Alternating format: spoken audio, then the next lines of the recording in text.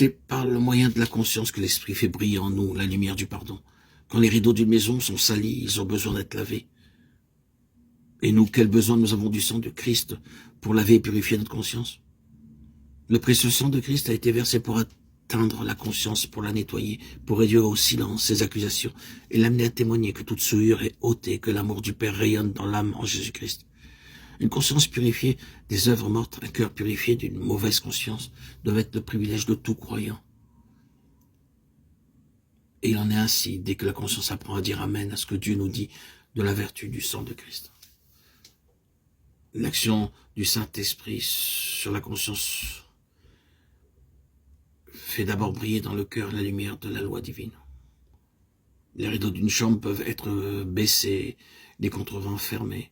Tout cela n'empêche pas la vive lueur de l'éclair d'interrompre parfois l'obscurité. La conscience aussi peut bien être parfois tellement souillée de péché. La conscience aussi peut bien être parfois tellement souillée de péché que l'homme fort qui demeure là reste longtemps en parfaite paix et sécurité.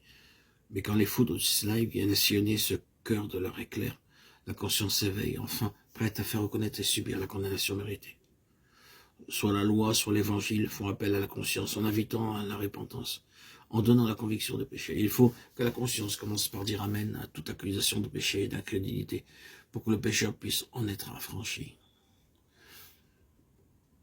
La conscience purifiée par le sang de Christ doit se maintenir pure en obéissant à tout ce que lui signale la lumière divine. Il faut que la conscience prononce son Amen quant à la promesse de l'habitation en nous de l'Esprit qui nous fait marcher selon la volonté de Dieu et qu'elle témoigne de sa foi en cette promesse.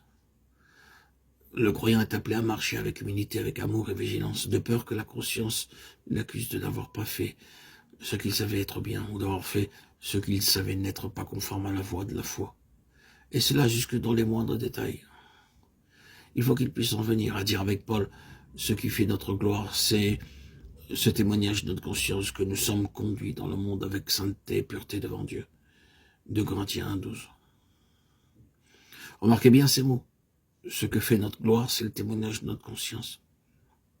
Ce n'est qu'autant que nous maintenons la fenêtre propre en demeurant dans la lumière que nous pouvons avoir communion avec le Père et le Fils. C'est alors seulement que l'amour de Dieu peut entrer librement en nous et que notre amour aussi peut s'élever en haut avec la confiance de l'enfant. Bien-aimé, si notre cœur ne nous condamne pas, nous avons de l'assurance devant Dieu, parce que nous gardons ses commandements et que nous faisons ce qui lui est agréable. 1 Jean 3, 21, 22. Je vous invite à comparer Actes 23, 1, 24, 16, 2 Timothée 1, 3 à 2 Corinthiens 1, 12.